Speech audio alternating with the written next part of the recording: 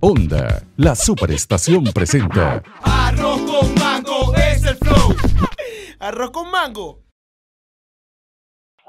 Y en este Arroz con Mango ahora tenemos a un invitado muy especial que desde hace, yo diría 2 años, se metió en el corazón de los venezolanos, o de una parte importante de Venezuela, cuando algunos lo conocieron desde un evento que hubo donde Daniel Javif tuvo unas palabras para el sentir del pueblo venezolano. Bienvenido, Daniel Javif, conferencista, Gracias. escritor, y que nos ha regalado estos minutos para poder conversar con Álvaro y conmigo en Arroz con Mango y a través de nosotros con cada uno de ustedes que está en sus casas. Daniel, Encantado. tú eres líder de un movimiento con un título poderoso, inquebrantable. Sí. Y ahora, como un inquebrantable, quiero darte la bienvenida, pero además que inicies esta conversación con palabras para que cada una de las personas que te esté escuchando reconozca que también puede ser inquebrantable. Caray, primero tendríamos que definir qué es ser inquebrantable. A lo mejor la percepción individual o particular del ser al pensar en la palabra inquebrantable es de alguien casi inmaculado o que no se le doble el espíritu. Y es un poco lo contrario, es aquel individuo que ha cruzado dolores y tristezas y ha logrado sacar cosas hermosas del miedo y del terror. Creo que sí, tal y como lo dices, más allá de especular que todos pueden salir adelante, creo que todos tenemos la capacidad de modificar la visión de nuestra vida si partimos desde la humildad y desde la sabiduría. Y lo que pretende el movimiento Inquebrantables, más que ser un culto a la personalidad de alguien o pretender llevar una verdad absoluta que quepa en el centenar de la biodiversidad humana, pretende empujar al ser humano a ir más allá de sus propias competencias, a salir del ordinario y a levantar el espíritu, ¿sabes? Hacer un pequeño contrapeso en la decadencia de las humanidades y más en los momentos de confusión y de angustia en los que nos encontramos, bueno, pues todos los habitantes de este planeta. Es parte de mi vida, de mi propósito. Eh, Inquebrantables, pues está pensando en las próximas generaciones, en las próximas 3, 4 generaciones. Estoy pensando en los próximos 200 años, esperanzado y con el sueño y con el romanticismo absoluto de poder impactar en la educación emocional de habla hispana. Bueno, me podría quedar mucho tiempo hablando acerca de eso. Se pudiera decir, Daniel, que entonces la vulnerabilidad juega un papel muy importante dentro de este concepto de ser inquebrantable. Es decir, Claro. poder tener un espíritu inquebrantable hay que enfrentarse con la vulnerabilidad que viene a ser una condición inherente al ser humano. Pero por supuesto, mira, sin el dolor y sin la tristeza no se pueden construir cosas hermosas. Eh, Aceptar nuestra vulnerabilidad es aceptar la sujeción a la ley espiritual y a lo divino. En mi caso, por supuesto, entender esto me ha sido complejo durante los pocos años que llevo en esta vida, pero no me avergüenzo de mi vulnerabilidad, ¿no? Jamás me he sentido tonto por mis heridas. Al contrario, de mis cosas favoritas en la vida son mis heridas.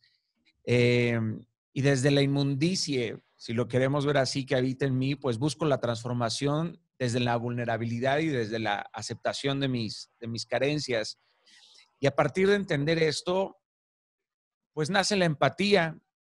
Y cuando logras tener empatía, si hubiera un idioma que yo quisiera hablar o que me llevaría una herramienta al mundo entero, sería la empatía. El simple hecho de poderte poner en los zapatos de otras personas y que no todo el mundo vive los conflictos como los vives tú o que no todo el mundo resuelve los conflictos como tú. Entender la vulnerabilidad de otros te permite tener no nada más empatía, sino el entendimiento profundo de lo que nos hace ser humanos. Fíjate que cuando hablamos de ser inquebrantables, dijiste, pero primero habría que comenzar definiendo qué es ser inquebrantables, porque lo que cada ser humano tiene como concepto de una palabra varía tanto como tantos seres humanos hay en el mundo.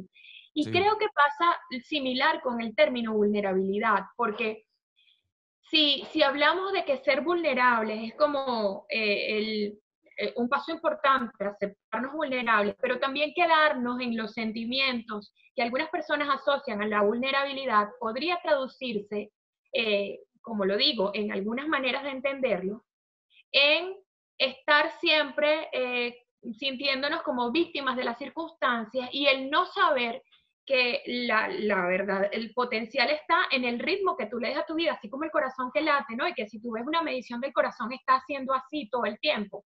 Sí. Entonces, el ser humano también, creo, tiene que reconocer que la vulnerabilidad tiene que ser un impulso para tener una reacción ante lo que sabes, identificarlo, pero ¿cómo hacer para convertir esos momentos de dolor en momentos que puedan servirte para ser mejor ser humano? Es que hay quienes sufren como víctimas y hay quienes sufren con orgullo. Qué bueno, sí. Y ojo, la vulnerabilidad no es debilidad. Cuando eres vulnerable y trabajas de forma firme, no es fragilidad, sino aprender a levantarte a pesar de estar quebrado. Es parte de la filosofía que llevo en mi vida, ¿no? O sea, caminar aunque te estés muriendo de miedo. Pero esos pasos que das siendo vulnerable suelen ser los pasos más dignos que has dado en tu vida. Porque cuando das pasos con seguridad, pues no es algo tan gratificante. Pero cuando sabes que te estás muriendo de miedo y estás en la pasividad o estás estancado y te sientes brutalmente vulnerable y aún así das un paso, comienzas a dignificar tu vida. O sea, que el miedo se convierte en un truco muy bien logrado por la mente en ese momento. La vulnerabilidad es un gran espacio para conocerte. Quisiera hacer un paralelismo como lo que sucede con la soledad. Que la soledad no te cambia, te dice quién eres. La vulnerabilidad ayuda a eso, ayuda a decirte quién eres y a darte cuenta que no eres tan fuerte como pensabas y que no sabes todo y que está bien no saber todo. O sea, que no tendríamos por qué saber todo ni entenderlo todo. Pero cuando llegas a esa conclusión, comprendes que lo poco que sabes puede llevarte a lugares extraordinarios si lo haces de forma diligente, si lo haces de forma genuina, si lo haces de forma amorosa. Muchas personas cuando hablan conmigo dicen, bueno, es que tú a lo mejor estudiaste años y no es el estudio, es el entendimiento del dolor y de lo que he pasado en mi vida. Y no lo digo desde una postura de víctima, sino mi dolor nunca ha sido estéril, ¿me doy a entender? Sí. O sea, cuando lloras por llorar, llorar no es cambiar. Cuando lloras y ese dolor te transforma y tu dolor se convierte en un maestro redentor y se convierte en un catalizador.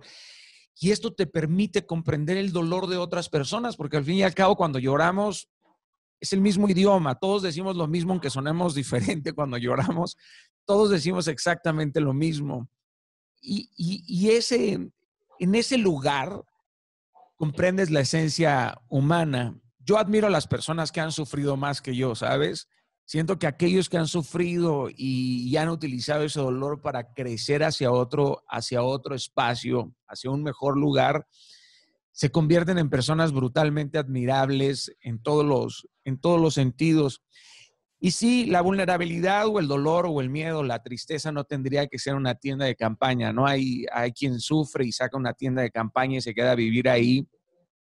Y después es la mejor forma de autojustificarte y de autosabotearte y de odiar la vida y de llegar al final de la vida si yo tan solo hubiera tenido esta historia que está abundando en habla hispana, ¿no? De si no lo tengo yo, no lo deberías de tener tú. Entonces comienzas a estar herido, enojado con el mundo entero. Y cuando aceptas esta frustración, por fin te liberas, fíjate. Cuando aceptas esta frustración, cuando dices, brother, estoy frustrado, la verdad estoy frustrado, estoy enojado con el mundo, pensé que el mundo me debía un montón de cosas. Y como sobre todo nuestra generación, la generación que llega hasta los 40, 45, fuimos educados muchos por la televisión y por el teatro y por el cine. Y toda esta cultura nos dijo que todos íbamos a ser exitosos. Nos dijo que todos íbamos a lograr grandes cosas, que no está pasando, ¿no? Entonces... Sí, y tú comenzabas en la conversación hablando sobre la decadencia del mundo. No sé si fue exactamente ese término el que usaste, pero fue... La decadencia de las humanidades, sí. De las humanidades, ¿no? Y yo hace unos días estuve conversando con Carlos Fraga, no sé si lo conoces, en Venezuela. Es no, querido, no tengo el gusto. Investigadores y promotores de todos los temas de desarrollo humano, tiene muchos años en este área. Y él me hablaba de un término que me encantó, o una forma de definir la toxicidad del mundo que me encantó. Me dice, mayor toxicidad es igual a mayor ausencia de empatía, que es otro tema que tú abordabas en este momento. Y eso me conecta con uno de los momentos, tengo tiempo siguiéndote, que me gustó más de todo el trabajo que estás haciendo a través de tus videos en Instagram y en YouTube. Y es ese video que sacaste prácticamente apenas se anunció la pandemia, en donde tú, básicamente, tu planteamiento era, está bien si está pasando esto, está bien si es el momento de detenerse, ¿no? Tantos días después de que comenzó esto, por cierto, cuando vi ese video conecté muchísimo con ese mensaje, ¿sigues pensando de la misma manera? ¿Está bien aún después de 60 días o 70? Sí, querido, sigo pensando igual. ¿Sabes qué? Todo sucede para bien si bien lo tomamos. Es un juego de palabras, pero si lo analizas a profundidad, siempre hay una perla detrás de todo lo que nos sucede en la vida. Y yo no estoy negando la realidad. No vivo en un mundo utópico, romántico, en donde digo, no está pasando nada, porque muchas veces podríamos pensar que la motivación es eso, ¿no? Un club de optimistas absurdos que niegan la realidad. Y no hay un error más garrafal que ese. Es todo lo contrario, es hacer de la realidad un plano mucho más profundo. No es mirar la simple capa que logra ver la vista, sino es tener un poco más de visión y profundizar en la situación. Esto es un gran momento para quienes, por supuesto, lo están atesorando para crecer. Hay personas que todo lo ven roto porque tienen un hueco en el alma. Esa es la realidad y siempre va a haber quien se ría, siempre va a haber quien se burle. Y yo veo muchísima burla y veo mucha insolencia. Y por supuesto que todo lo que está sucediendo en el mundo me impacta, me entristece. Pero no puedo estarme enfocando todo el día en lo malo que está el mundo. Yo me enfoco en el bien y creo que es la mejor estrategia, en lugar de estar exaltando lo que está mal, porque el mal cada día es más profesional y el bien cada día es más entusiasta. Entonces necesitamos profesionalizar el bien, es empujar a la gente a ver las cosas para bien, no negando la realidad, porque negar el dolor humano es negar la humanidad. Yo no quiero negar eso, solamente estoy diciendo que todo esto que nos está sucediendo, a las familias que ahora están en casa, caray, por fin los padres van a poderse saber los nombres de los mejores amigos de sus hijos, ¿me entiendes? Por fin nos vamos a dar cuenta que no somos tan buena compañía como esperábamos. A lo mejor, mira, yo creo que muchos están enojados porque ya no pueden fingir más su felicidad y por eso son infelices, porque ese es uno de los caminos. Hay personas que son infelices porque fingen su felicidad y cuando aceptas esta tristeza, pues por fin llega la verdad y esta verdad duele, pero te libera al mismo tiempo. Creo que esto es un tiempo para multiplicar el liderazgo, para empujar a las personas hacia la sabiduría, y va a haber otros, por supuesto, que se van a dejar ir en la inercia de la vida y van a terminar más enojados, más tristes y más angustiados. Y tampoco puedo especular que todo el mundo pueda tener estas herramientas o estas virtudes para poder salir adelante, ¿me entiendes? Porque estas, aunque son virtudes que están implícitas desde nacimiento y que lamentablemente no se enseñan en la escuela, en la educación, tal y como lo tenemos hoy, por eso mi vida está enfocada en enseñar virtudes que tiene el ser humano. Yo no le digo a la gente cómo debe de ser su vida, ni cómo debe de ser el mapa de su vida, sino los empujo a leerlo, mínimamente a trazar una ruta diferente, mínimamente a abrir el espectro, a ampliar el horizonte. Me enfoco en sumar a una perspectiva. Y ese es parte de mi trabajo. Por eso insisto que esto que está sucediendo, todo lo que está sucediendo en mi país, en tu país, al cual amo profundamente, desde muchos años antes de que sucediera lo de Cúcuta, mucho tiempo antes, ese es parte de mi trabajo o es parte de mi misión, y como es parte de mi propósito de vida, pues estoy dispuesto a dar mi vida por ello. Y por esa misma razón, pues recibo críticas o recibo juicios o recibo burlas, y está bien, ¿me entiendes? Pero Daniel, yo que lo dijiste hace pocos segundos, tú compartes herramientas porque sientes que las tienes, y además sabes que todos las tenemos, donde quienes sienten que no las encuentran dentro de sí y las consiguen tal vez a través de tus videos o las consiguen a través de un libro, pero ¿cómo hacer consciente que están dentro de nosotros? ¿Cómo hubo ese clic en ti y cómo despertarlo en los demás? Es que aceptar estas virtudes es tenerle miedo a usar estas virtudes y que estas virtudes te lleven al éxito, ¿sabes? Muchas veces le tenemos más miedo a estos dones y estos talentos que reconocemos. Yo no creo que exista alguien que no sepa reconocer un talento. Yo creo que puedes negar un talento o puedes menospreciar un talento o puedes comparar tus talentos con los de otros, pero sabes que tienes un talento. O sea, yo creo que hay gente que sabe que canta, pero no está dispuesto a estar frente a millones de personas en un escenario, porque le da terror el escenario. Y creo que esa es una de las enfermedades emocionales del momento, ¿no? Esta mediocridad que está implícita también en todos nosotros. Primera, porque estamos rodeados de un mundo digital hiperconectado que todos los días te lanza millones de estímulos diciéndote que no eres suficiente. No eres suficientemente inteligente, no eres suficientemente guapo, no eres suficientemente famoso, no eres suficientemente importante.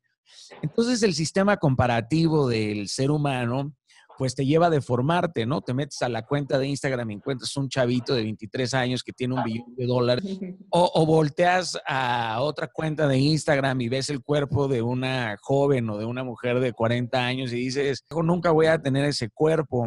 Es que no tendrías por qué tenerlo. El hecho es de por qué lo deseas, cuál es la motivación detrás de ese deseo.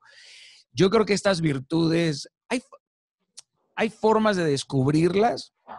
Yo siempre he utilizado papel y pluma para esto, analizar todo lo que me interesa, por ejemplo.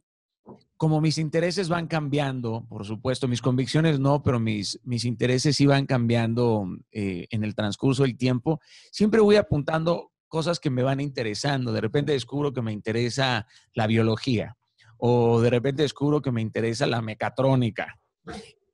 Y de la nada empiezo a sentir cierta intencionalidad, cierto fuego por esto. Y de repente me doy cuenta que llevo 24 horas, 7 días en toda la semana sin que me paguen un peso estudiando mecatrónica. Y digo, ¿por?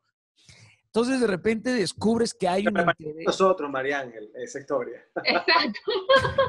Claro, es eso, ¿no? Empiezas a descubrir. ¿Cómo vas a saber que te gusta la arquitectura si nunca has estudiado la arquitectura? Oye, si te interesa, pues estudia aunque sea 50 horas y te vas a dar cuenta si eso te apasiona. Y de repente en todas esas cosas que te interesan, encuentras una pasión, encuentras algo que puedes hacer 24 horas, 7 días a la semana sin que nadie te pagara un solo peso, ¿sabes? Y es Y lo de que repente, mucha gente llama, mucha gente que escribe libros sobre estos temas, el propósito. Daniel, ya nos estamos viendo locos en producción y nos dicen que el tiempo se nos acaba. La verdad es que esta conversación da para mucho ¿por qué se rato. les acaba el tiempo? ¿Quién los presiona? Díganle a la gente de producción que se Estamos relaje. dando todo el tiempo que sea necesario, pero no quisiera dejar esta conversación sin antes tocar un punto que yo estoy seguro que muchos de los que nos están escuchando se preguntarán, y es que a lo mejor conectan con todo el planteamiento que se está haciendo, algo que además compartimos María Ángel y yo, quienes también estamos profesionalmente muy conectados con estos temas. Pero mucha gente dirá, bueno, pero ¿de dónde viene esa inspiración? Y esta pregunta la quiero conectar con la siguiente reflexión alrededor de lo que ha sido el boom de tu mensaje a nivel de Latinoamérica y el mundo. Y quiero que me entiendas bien esta pregunta, porque es algo que yo mismo he padecido. Venimos de hacer trabajo en medios de comunicación, de trabajar en la radio, en la televisión, y en el momento en el que decidimos impartir un mensaje, la gente dice, pero ¿de cuándo acá y por qué? ¿De dónde viene esa inspiración? Si antes quizás no lo hacías tanto o no, al menos no lo comunicabas de esa manera, ¿de dónde viene ahora toda esa energía y esa visión del mundo? Y me encantaría que tú pudieras compartir con nuestros oyentes de dónde viene esa inspiración, sobre todo considerando aquellos que dicen, estoy de acuerdo, pero no sé cómo sacar eso de mí. En mi caso particular de Cristo, de Dios querido, Dios es el único que puede orquestar la metamorfosis interior del ser humano y solo a partir de ahí el individuo puede provocar un liderazgo espiritual que realmente ayude a transformar a otros. Por eso yo me renuevo en el amor de Dios. Una mente que se renueva en Cristo es un museo de milagros. Por eso creo en el liderazgo espiritual duradero y responsable. Es el liderazgo que realmente motiva a través de la gracia y de la relación y no por medio de la culpa y del ritual religioso, ¿sabes? Mi enfoque es ofrecer dirección, esperanza y firmeza desde el amor y no desde el juicio. Y por eso trabajo para auxiliar al ser a cambiar de adentro hacia afuera, porque yo fui transformado de adentro hacia afuera. Yo un día no es que amanecí y dije, ay, hay una revelación en mi vida. No, continúo descubriendo esa revelación y por eso todo lo que yo digo está sustentado en la palabra de Dios y es a partir de ahí en cómo yo me muevo y cómo yo me dirijo. Y precisamente nunca me avergüenzo de eso porque he sido diligente en la búsqueda de liderazgo que moldee mi visión y no he encontrado liderazgo más poderoso que el caminar de Jesucristo. Entonces, cuando volteo a ver ese caminar, pues busco imitarlo por todas las aristas habidas y por haber, y no lo logro porque es un estándar demasiado alto, pero el simple hecho de intentarlo, el simple hecho de soñar con eso es un sueño que vale la pena soñar. Y creo que quien tiene un encuentro con Cristo como el encuentro genuino que considero haber tenido yo, quien se encuentra con Jesús de esa forma, no le queda otra más que enamorarse de Él. Y yo estoy enamorado de ese liderazgo, estoy enamorado de ese impacto. Y por supuesto que hay miles de personas que han impactado y que han transformado, por supuesto, que han transformado mi vida, ¿no? Pero yo he sido influenciado por Pablo, por David, por Esther, por Judith, por Nehemías, por Gedeón, por Judas, por Pedro, por Salomón, por Job. Todos ellos sentaron importantísimas cosas en mi vida y sus vidas han influenciado profundamente en mí y creo que esa es la dinámica de las influencias, ¿sabes? Que te toquen y que cuando vas a transformar cierto tipo de experiencias personales en acciones o en hechos, toda su historia se manifiesta en ti y con ello se materialice la forma secreta de su influencia en ti. Como si la influencia obrara de tal manera que no es evidente, ¿sabes? Que su talento se transcribe en el aprendizaje y que tus dones son los que innovan esa experiencia que adquiriste a través de sus hechos y que de alguna forma sus virtudes se revelan, se desdoblan en una nueva forma de vista en tu caminar diario. Y es por eso, a partir de ahí, yo tengo 6 años muy, muy profundo en eso y casi 12 años de estar en ese caminar, ¿sabes? Y dedico mi vida entera al estudio, de la apologética, de la teología y de N cantidad de filosofías también para poder ser comparativo y ser mucho más amplio. Y de ahí viene mi transformación. Ahora, todo lo que soy es por gracia, todo lo que tengo es por gracia, todo lo que digo es por gracia. Hasta cuando hablo y veo entrevistas digo, ¿de dónde salió eso? O sea, ¿de dónde? Eso ni lo sabías, pero... Y no estoy jugando a tener una revelación en el momento, pero es un fuego que arde dentro de mí, que es inexplicable, y es ese mismo fuego el que me consume. Y creo que ese es mi trabajo, ¿sabes? Empujar a otros, no a descubrir su luz, sino a definir qué luz van a ser en esta vida. Porque una cosa es ser una luz y luego definir bajo qué luz vas a vivir. Yo vivo bajo la luz de la sabiduría de Cristo, ¿sabes? Y esa luz es la que me penetra. Y lo que hay adentro de mí es lo que me hace arder, y de eso que arde es lo que emano. Y eso me convierte en una antorcha humana. Y el propósito de una antorcha no es iluminar ni dar calor, es encender a alguien más. Y con una sola persona, brother, con que yo encienda a una sola persona, yo no sé si estoy incendiando al próximo presidente o al próximo libertador de Venezuela, ¿me entiendes? No, simplemente no lo sé. Por eso me enfoco en siempre estar ardiendo y en siempre, bueno, pues motivar e inspirar a los demás a redescubrir lo que son capaces. Mira, George Floyd falleció, ¿cierto? Asesinado, pero ha cambiado el mundo, brother. Un minuto antes de tu muerte puedes cambiar al mundo, así como lo hizo August Landmesser, así como lo han hecho cientos de miles de personas que un minuto antes de su muerte se han transformado en cambios históricos. Y ahí es en donde te das cuenta que después de tu muerte, aunque no estés en esta vida, tu propósito sigue vivo. Gracias, Daniel, de verdad. Gracias, Daniel. Ha sido un placer esta conversación contigo. Daniel, debemos decirlo, actualmente uno de los oradores más importantes de Latinoamérica, con más de 350 conferencias en 18 meses, con su tour mundial Inquebrantables, ha visitado más de 170 ciudades de Hispanoamérica y 13 ciudades en los Estados Unidos, ha compartido con grandes íconos del liderazgo mundial, y nos honra mucho que hayas estado con nosotros esta mañana para Venezuela, en esta conversación tan inspiradora. Un fuerte abrazo para ti. Caray, muchísimas gracias. Gracias. Les amo mucho en Venezuela, querido. Lo digo de verdad, el 80% de mi equipo es venezolano. Y espero pronto verlo. Ya no es un cochino de Barlovento, aunque sea. y una maltita fría. Dale. Así será, Daniel. Gracias, fuerte abrazo. Un beso, muchas gracias. Bendiciones, gracias. Bye. Amén. Presentó Arroz con mango es el flow. Esta es una superproducción de Onda La Superestación.